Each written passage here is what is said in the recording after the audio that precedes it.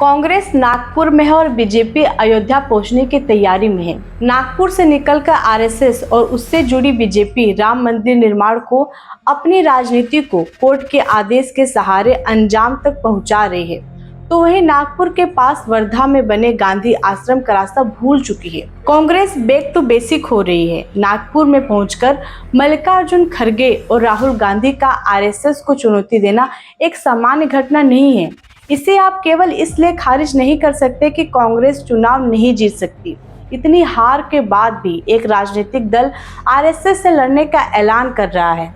इस तरह की राजनीति आपने पिछले 10 वर्षों में कब सुनी है और कब देखी है? यह सवाल जरूर पूछा जाना चाहिए दोस्तों कि क्या कांग्रेस आरएसएस से सीधे लड़ाई में उतरने जा रही है?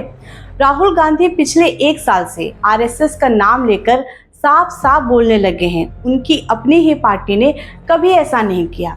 भारत की राजनीति में नागपुर का एक नाम आरएसएस के मुख्यालय के शहर के रूप में भी लिया जाता है। इस शहर में मुख्यालय होने के कारण नागपुर में आरएसएस का गढ़ माना जाता है। दोस्तों, नागपुर की एक पहचान अंबेडकर से भी है और दीक्षा भूमि से भी है। दोस्तों, आरएसएस और बीजेपी अयोध्या में राम मंदिर के उद्घाटन को देशव्यापी बनाने में जुटे हैं। इनके शोर में कुछ और दिख जाए तो किसी भी दल के लिए यह बहुत बड़ी चुनौती होने जा रही है। दोस्तों, राहुल गांधी ने आरएसएस पर निशाना साधते हुए कहा, यह लड़ाई विचारधारा की है और कांग्रेस अंबेडकर की कर्म भूमि में आई है। राहुल गांधी ने आगे कहा कि आप हिंदुस्तान के किसी भी यूनिवर्सिटी को देख लीजिए, सभी यूनिवर्सिटी के वाइस चांसलर सिर्फ एक ही संगठन से हैं। ये वाइस चांसलर किसी मेरिट पर नहीं बनाए जाते, उस संगठन में होने के नाते बनाए जाते हैं। इसी के साथ ही राहुल गांधी ने कहा कि मीडिया लोकतंत्र की रखवाला है, ऐसा कहा जाता था, लेकिन आज के समय में मीडिया कहाँ है आप भी देख रहे हैं। आपको लगता है कि आज की मीडिया लोकतंत्र की रक्षा कर रही है? दोस्तों, आरएसएस के खिलाफ मोर्चा खोलकर राहुल गांधी ने अपनी लड़ाई बहुत लंबी कर ली है।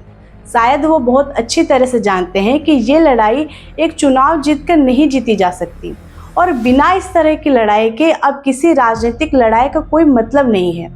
उन्होंने भारतीय राजनीति का सबसे मुश्किल जोखिम उठाया है, जिससे आज तक हर दल के नेता बचते रहे हैं। आप देखेंगे कि शायद ही कोई दल का नेता इतना खुलकर आरएसएस के खिलाफ बोला हो। दोस्तों, आप इस मुद्दे पर क्या सोचते हैं? कमेंट बॉक्स में जरूर बताएं।